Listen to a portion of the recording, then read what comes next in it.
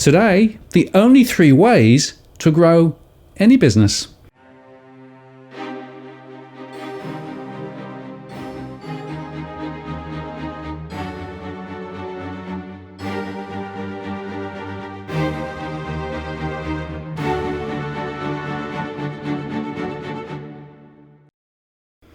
Hello again, it's Martin North from Digital Finance Analytics. Welcome to this post covering finance and property news with a distinctively Australian flavour. It's my pleasure today to bring you Jay Abraham. Hi, Jay. Hello, Martin. How are you? I'm great. Thanks very much for spending some time on our channel. You are a marketing guru. You've been in the industry for 40 years. You've advised thousands and thousands of corporations and businesses around marketing and marketing strategy. And what you have is a unique perspective based on just so many engagements, and there are some wonderful lessons to be learned. Thank you. It's been a long ride, but what I've tried to do, Martin, is identify universal truths that had applicability and leverageability to almost any type, size, scope of business that applied it. So it's a pretty interesting career, and it's more universal truths, principles that anybody can apply. Right, and I think that's very interesting because, of course, people often get down in the weeds and think about, individual campaigns. But we're talking strategic, aren't you? Yes. I mean, most everything I try to figure out is the big problem is most people are very tactical, and smaller businesses particularly. But a tactic, Martin, should never be used unless it advances and enhances the major strategy. And most companies don't even have a strategy. Bigger ones do. But when it comes to marketing needs to be really a driver of strategy. It shouldn't be just a bunch of random, episodic, sort of mud on the wall experiments. And that's unfortunately what a lot of smaller businesses do. Right. And there's a difference between a marketing strategy and a marketing execution and delivery, right? And I think a lot of people think that the execution and delivery is marketing, but that's not really it, is it?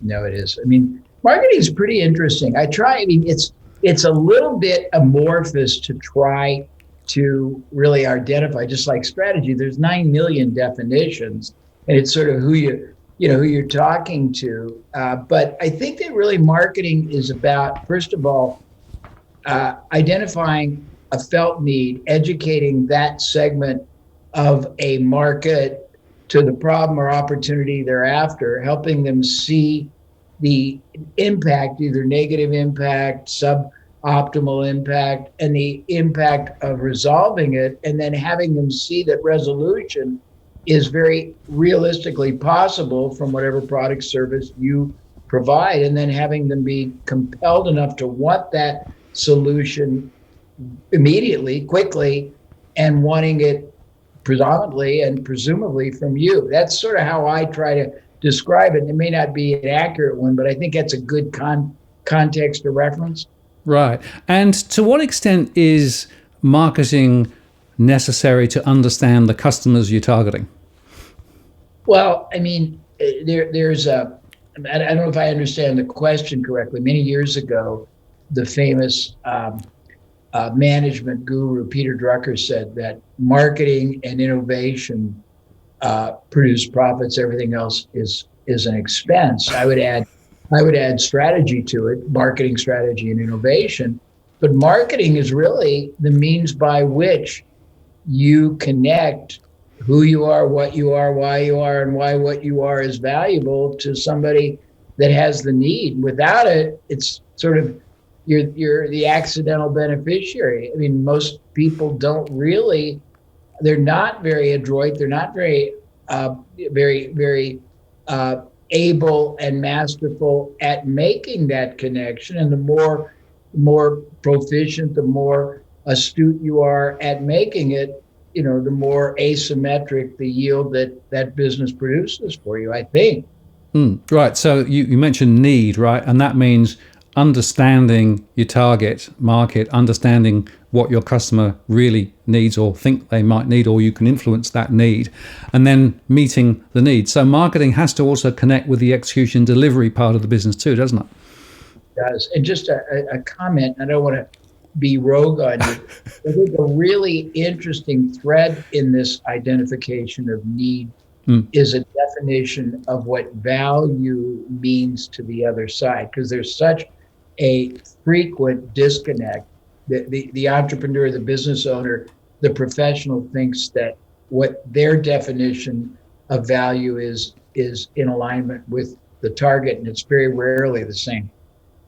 Right. And that's very interesting because quite often, in my experience at least, some companies think they know what the value that they're offering is, but it's not necessarily matching with what the need and the value from the consumer or the customer end is. So there's a big mismatch. Yeah, it's very interesting. When I used to do seminars, and I did a lot of them, I did a lot of them years ago in Australia as well. I would do exercises to try to show that what you think value is very different. We would take any kind of a construct, a reference to anything, and then we'd randomly go around the room and try to see what people's definition. And they're so different. And if I presuppose that I know what your really highest and most whatever I call it, impactful decision-making factor is, I could be so off the mark. And that's what happens most often. I mean, getting clarity on what your market values, what's important, what's not, what they want, what they don't want, and why. When you get that clarity, it is a power source that gives you enormous growth potential. And I guess the question then is, well, so what process or processes should companies go through to be able to understand what that real need is? I have, and it's only in the last few years I can give you the answer I'm giving now. The previous answer would have been a lot of research, a lot of analysis, all things like that. I have a shortcut which has been pretty infallible for almost everyone I have shared it with. And if you'd like, I'll share it with your audience as well. I call it the Amazon.com School of, and you can fill in the blank, Martin. It can be the School of Marketing, School of Advertising, the School of Market Research, the School of Value Creation. And what it is in a nutshell, it's sort of cool. And I stumbled across it, but it's really powerful. So if you take whatever category your business or product or service or company or practice is involved in, and then you go to Amazon or whoever bookseller that's still around, and you look at as many book categories that directly or indirectly relate to that, and you go back 2 or 3 years and you look at the top 25 books in those categories for those 3 years, and you look at titles, first of all, and subtitles. Most books, tragically, Martin, they sell because of the promise more than the content. So the promise has nailed it. So if you see what's the title and the subtitle, then you go to the chapter titles, because if it's a high or a bestseller, it probably nailed the same resonance with the market need on the chapter titles. And then this is the real key. Then you go to the reviews. And Amazon used to be, I have to check, used to be 0 to 5. Is it still the same in Australia? Yeah, pretty much. Yep. So a 0 is terrible, a 5 is great. People don't realize this. When somebody is passionate, positively passionate, negatively passionate, their subconscious has a remarkable ability to override conscious. And the way they express themselves is with a magnificent clarity, dimensionality, animated visualization. If you think about it, other than the vulgarity, cut that out. When they're angry, when they're happy, they say things in ways that are so crystal clear and powerful. You go, whoa! And so what you do is you go to these categories and you strip out you scrape 2 different things, all the negatives, all the positives. Then you do it for all the discussion groups on the topic. Then you can even go to your competitors or other people anywhere in the world doing it. Now you've got 2 massive research data files. You've got the most negative that people don't want. You got the most positive, what they want, and usually why. Now you consolidate, and you consolidate the similarities, but you do it in descending order of frequency. So the most frequent ones that you consolidate is here and there, and you go all the way down. Well, now you can play to your audience perfectly, because you know on average what they want, why, what they don't want, why. You have the ability to express that yours does this, it doesn't do this, You have the ability to express, they don't want this. It's a masterful and infallible form of whatever you wanted. Research, value, nailing value creation, value assessment, projection, marketing, selling, website creation. It's pretty cool, and it's never failed any client I've ever done it for. That's really fascinating, and it's chimes to something I talk about a lot, which is the idea of customer centricity. So you build your business from your customers rather than what you may have as a sort of the product you're trying to push out there, right? Because if you're pushing out, then you're not necessarily meshing very well with precisely where the fit is in the mind of the customer. Yeah. Yeah. No, I mean, and also, I mean, I got trained in the world of testing and variability, and it is sort of been taken to an art form with the likes of Facebook algorithms. But with regard to hypothesis, whenever you can pre-validate something, it's always wiser to do that before you invest an enormous amount of opportunity cost, capital, resources, time, and expectation in a hypothesis that may be erroneous. Absolutely. And I guess the other question I've got is it a continuous process? I mean, because I guess things change. So it's not you can't just do it and then sort of put it on the shelf, can you? No, there's two different implications to it. One is you kind of constantly validate and verify that your current reality is still it. And then there's another one, and it's another version, pardon my voice, from Drucker. Either you are constantly committed to make your current business and products and services and actions obsolete, or you can rest assured your competitors are committed to do it to you and for you. Yes. So you almost have to try to destroy your own business, because if you don't destroy it, somebody else is going to. Yeah, and I mean, it used to be, I got started long ago. You had a lot more runway of benefiting from hitting a winning combination, whether it's proposition, media, ad, value proposition, product. But today, Jesus, there's two different concepts. One is there's too much easy access competition. And number two, there's so many, the need that your product or service fills may be singular, but the alternative ways to fill it are now so multitudinous, and there's new things coming up all the time. I used to use an analogy that if you're in the business of selling a supplement for weight loss, you're competing with every other supplement. You're competing with portion control food. You're competing with personal trainers, online trainers, equipment like Peloton, books, videos. You're also competing with inertia and procrastination and equivocation. If you're not aware of all those competitions, you can't possibly, optimize your success. Absolutely. Now, there were the 3 points, which I think are just worth underscoring again. It's about the number of clients, it's about the average transactions, and the frequency of those transactions, right? They're the 3 fundamentals.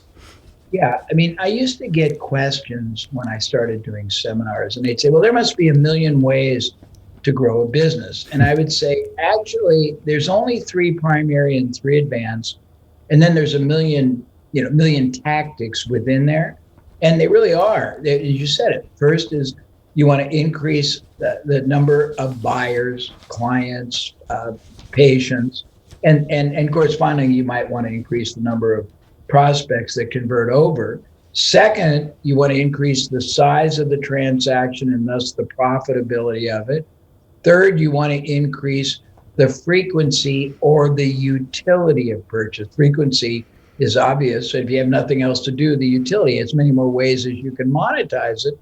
And if we have a model, I didn't really think to make available to you, but there's a very simple graphic. We take a hypothetical 1,000 buyer company with each buyer spending $100 2 times a year. And we walk people through 1,000 buyers buying $100 twice a year. They spend $200,000. That's the revenue of the business. we show that if you, and I work on the geometry of the business, Martin. I learned long ago that that's where the greatest opportunity and the greatest explosive and safe growth comes. It's easier to grow geometrically on the profit side, certainly, than the top line. But if you only grew those three categories in my little quick mental example, 10%, and 1,000 buyers became 1,100, and $100 unit of purchase became 110, and the two purchases a year became 2.2, you would think that you've increased your business 10%, but you haven't. It's 33 and a third. If you went a lot further, if you did double all those, it would be 800%. And it's not just 800% because at certain increases, the cost of supporting or fulfilling is very, very modest. So additional incremental sales can be 2 or 3 times more profitable. I apologize for that. They never learned how to get rid of it on my computer. But yeah, I learned that. There are three other ways, and I'll share those because they're pretty cool too. But you got to do the ones that I suggested and you asked me about first. The more advanced way is every year penetrate one new market or niche. Every year introduce one new product or service. And that goes three ways. It can be a product, an easier entry product, something less difficult for someone to start a buying relationship. So the sooner they do the first purchase, the sooner they'll do the second and third. It can be something you can add to the average purchase so you get the unit of sale and the profit up. It can be something more expensive that you add towards the end once you've gotten a more seasoned purchasing relationship. And the last is that you acquire one new business, not a brand new one, but one business every year. It can be a competitor. It can be complementary, something people buy before, during, after, even instead, and you buy it on an earnout where you don't put any money down. It just by consolidating it, economies of scale, duplicated functions, you can pay a very generous either variable on profit or just an agreed upon amount out of profits. And if you do that every year, your business just keeps compounding and compounding. The two things, the three ways to grow a business and the three advanced ways. And they're very logical when you put a pencil to it and look at it. And the point, I guess, that I take from that is you've got to think of a business as an organic entity that's going to continue to grow and develop, or it will atrophy. Perfect example. I mean, the adage of you grow or die is so, there's a lot of phrases that seem trite, but you grow or die as a value creator, you grow or die as an entity, you grow or die with your knowledge base, you grow or die with the markets. Yeah. And if it doesn't intimidate you, it empowers you. So it's all a function of paradigm. And to be honest, do you think that even smaller businesses can apply some of these principles, or is it just beyond them? What do you think? No, as I said earlier, my body of work, my career has been either dedicated or defined, however you want to choose it, by creating universal truths and principles that can be applied anywhere. Larger companies are going to get more yield, but there's no business, even a startup, even a pre-startup, those two categories should be incorporated into their whole master strategy. Mm. Well, it's interesting because I reflect on my own business here, and I'm actually intrinsically doing what you've outlined. Continuing to grow and develop, not being willing to stand still, extending, adding other things in. It's always sort of being quite a little scary because you're on the edge and you're always thinking about the next thing. But I think that's what you got to do. Yeah, if you realize this, that everything has a cycle, and that there's nothing more exciting than growth. Really, there isn't. It's intimidating only until you gain proficiency at the process of looking at what's emerging trends, looking at buying attitudes of the market, looking at vehicles for reaching them. But if you're opportunity focus, then your radar is always looking at how can I grow every facet of the business, product, service, value creation, access to market, new additional product services. I mean, it's actually exciting. And the biggest thing most people don't realize is you don't have to do it alone. If you identify uh, product service categories, but your business doesn't seem able to grow, develop it, you can always partner with somebody that has it. And when you realize that you have unlimited resources, but most smaller businesses, Martin, they would tell you they are resource impaired. They can't afford marketing or technology or a sales force or offices in other places or research and development, or and that's BS. There's always somebody that possesses that if you can figure out how to align their interest with yours, being giving them a share of the revenue, giving them something that occurs that they want, you can get resources galore and always pay for them out of results. And I want to come back to digital, because it seems to me that the digital world that we're now in, facilitates and enables that virtual connectivity and that ability to partner much more easily than previously. Oh, absolutely. There are people, you can reach people all over the world. You can access talent pools all over the world. You can get all kinds of other people to do all kinds of things for you and tie their, whether it's research, development, creating things. There's a book that just came out and it's hilarious. It's not funny, but it's hilarious. The book title is Who, Not How. And the concept of the book is you don't want to figure out how to do something. You want to figure who can do it for you. And the author, who's a very prominent strategic coach, had other people write it for him. He didn't even touch it. It's a great book. But he didn't tell you that till the last couple of pages. But I mean, yeah, I mean, I think it's the hardest thing to grapple with is the correct mindset, Martin. It's all about, I mean, it's about, how it's your worldview, I think. And if you can basically flip your worldview to opportunity based, not opportunistic, opportunity based.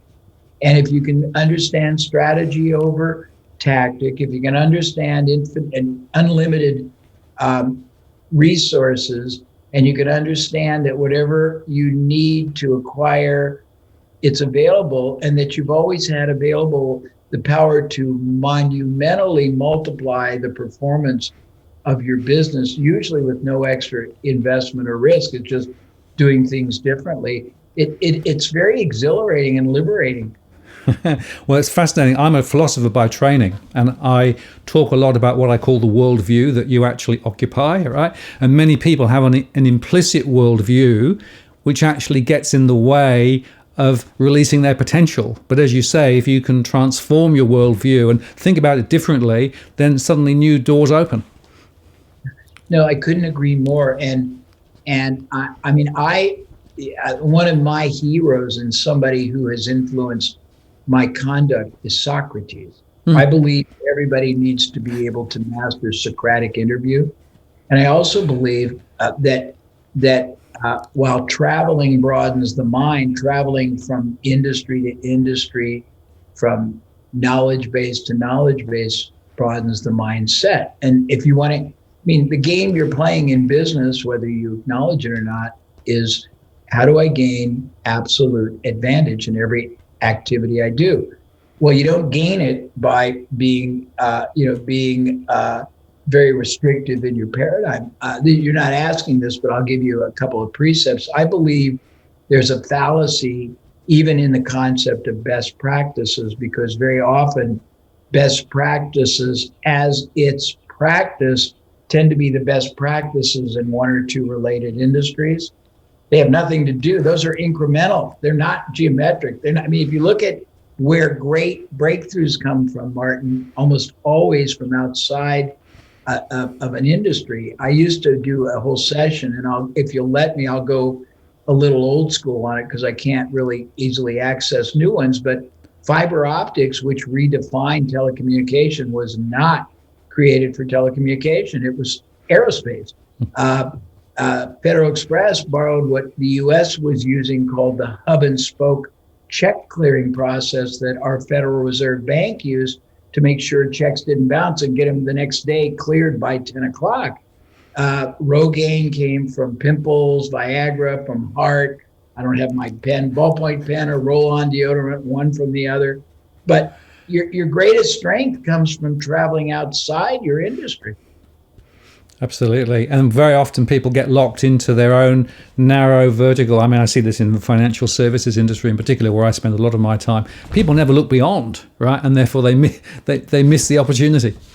Yeah, no. And I think that it's intimidating. We used to do big seminars, and my whole strength comes from the spectacle of possibility that I've been able to experience because I've done 1,000 industries. And we would find people at the seminar. This is before the bookstores ended. I'd go to bookstores and buy 1,000 either out of print nonfiction books or magazines, and I would ask every attendee through my team, what's your hobby? What is your skill set? And let's say you said engineering. I would give you a book on macrame or a book on cake decorating or whatever was the polar opposite. Send you up to your room for 2 hours. If it was a magazine, make you read 2 articles. If it was a book, 2 chapters, and then come down and share one distinction that you got from that you saw had direct implication positively to your business. And it was mind-blowing. There was never, ever anyone who did the exercise who didn't find some implication. But most people would never look there. Yeah, absolutely. And talking about not looking there, one other question, with the pandemic and everything that's been happening over the last year or so, do you think that's changed the perspective in terms of, the marketing story, or is there something we can learn from that, do you think? Well, I think that there's a couple of answers.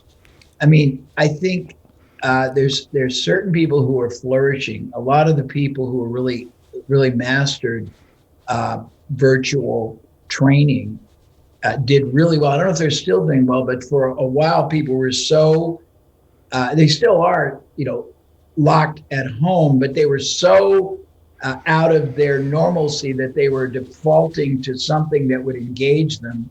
And then certain people were worried about the security of their job or they're out of work. So they did a lot of training courses, whether it be investment, whether it be, training career wise. I think, many forms of business have had to change. One of my children is a sommelier, and he worked at a 3-star Michelin restaurant, and he isn't working right now because there's not enough carry-out business with that kind of model, and they don't sell enough expensive bottles of wine to take home. And so those things change. I think that opportunity to connect more easily has been made very comfortable by the Zooms and the Skypes and all the other platforms. I think that, when the pandemic, and you're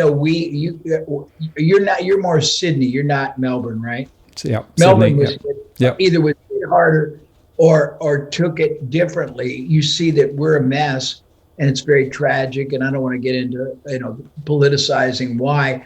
But when it first started, I was doing interviews all over, and I identified 5 windows of opportunity that were enormously apparent that most people weren't hitting on. Number one, in a market like this, when a lot of businesses are struggling, you'll never have had, and it's diminishing, but you still have it, the opportunity to collaborate, to partner, to joint venture, like you have today, because everybody wants more revenue and is looking for advantage. Number 2, you'll never have as many businesses that are in trouble wanting to be acquired, even on an earnout, because a lot of them are operating at break even. And if you can take them over, integrate them in your business, consolidate functions, you can pay somebody more for a business that's dying than they would ever make trying to hold on to it. There's a ton. There's 2 kinds of people that are out of work. It may not be as evident there. Here, they tend to be a lot of low skilled, but then there's a number of super skilled. And what people don't realize, Martin, is the super skilled, before they lost their job, they spent years building trust and direct access to key decision makers and influencers in different categories of business or industry. And now they're out of work, and most of them don't have any kind of prohibitive contract. You can find them by doing searches on LinkedIn, and you can find, if you can prove the value of your company, product, service, you can get those people to introduce you to all their past contacts in the form of a couple of weeks, and that can replace a lifetime of trying to get access and just pay them a share. There's tons of salespeople here who've been put out because either their employer consolidated, or it just wasn't, they couldn't sell the product as well or at all, and they can do all those other things. And then there's all kinds of rights. There's something I call option trading. You're in investment, but it doesn't mean what investment people think. It means getting control of rights or getting control of of assets. I'll give you a couple of examples. In the United States, many years ago, a friend of mine came to California from the East Coast, and he had no job. He was very good, inherent entrepreneur, and he was looking for an arbitrage play. And he saw the place where we hold the Rose Bowl, and where our university, UCLA, plays football, is called the Rose Bowl. And it's a facility that's huge, but it's only used a few days every year on the weekends. And most of the time it's empty. It has huge parking. It has huge exhibits area. Pardon me. He realized it would be a perfect vehicle for flea markets. He went to the county of Los Angeles that owned it, negotiated the rights to operate flea markets on the off days, which were most of the days on the weekends. He knew nothing about flea markets, but once he had the agreement, he had a provision he could bring a partner, and he found the largest flea market management company, and he flipped his agreement for $500,000 up front and an override, and he made millions of dollars a year just for seeing the opportunity. There was somebody, and I don't remember the city in Australia, but the person was brilliant. There were laws in the downtown area. I don't remember if it was Perth or it was one of the larger, but not the largest city. And there were laws against having promotional advertising signage on the outside of office buildings downtown. But the guy realized there were no laws that said you couldn't have signage on the inside, outside. So he went and got the rights to all the ground floor offices to do the windows outside, and he tied it all up. And then he went to the big sign company and he flipped the rights for a lot of money. So it's there's a lot of opportunity if you're able to see it and connect it. And the biggest problem with most people is they don't believe it. It's an ideological problem. Very interesting. But most people, I mean, the ideas that I teach have generated, very honestly, tens of billions of dollars for the people that have acted on it. But I stopped doing seminars because I had at the peak 100,000 success stories. Now that sounds like a lot, doesn't it? It's a fair number. I had taught the methodologies to millions of people. And I was just heartbroken that this many people thought they were viable enough or doable enough or applicable to them enough to do anything with it.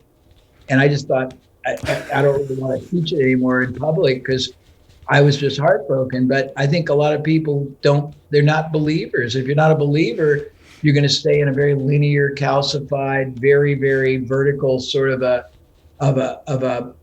very constricted reality that's going to limit dramatically your growth and success, particularly today. So what's the one question that people should ask themselves to be able to start breaking out of that narrow shell that you're talking about? Well, I'm going to tell you what it is, but it presupposes the ability to really do a little assessment. What is my biggest underperforming opportunity or revenue activity, or what relationships or resources am I not really monetizing properly? If you ask variants of that, you get all kind. If you have context of what's possible, you get all kinds of explosive answers. Absolutely. And I really appreciate your time today, Jay. Now, you are actually going to be running a seminar next week in Australia. We'll put the links in below, the 27th of January. And people can come along to that. It's free, and hear a bit more about your philosophies. Yeah, I'm doing a high level session, and it'll be pretty interesting. I think it'll help. And I hope that I'm not too abstract for your audience. This is very powerful, foundational, I want to say understanding. It's just, and the thing that I'd like to just leave you with is that most people, when it comes to business growth, they tend to think that it's more art than science. In truth, it's the opposite. You can be better at it. I might have a better wired mind or ability to slice and dice, but it's more science. It's very predictable. It's it's a combination of geometry, of physics. It's very, very, very, very understandable. And when people understand that if anybody can do math, they can make this work. And that's where it gets very demystifying and exciting if you can get into it. But I hope this has stimulated your viewers, your listeners, and maybe they'll challenge themselves a little higher. Well, I'm sure they will. And the point to take away is it is achievable. It is something that can be done. It isn't sort of a magic sauce that nobody else can do, right? But there are a series of logical steps, logical questions, but you have to be able to have an open enough mind to start breaking down some of the barriers to be successful. Yes, that's well stated. Thank you. I'm going to take you with me on my travels. You can be my torque converter, my translator.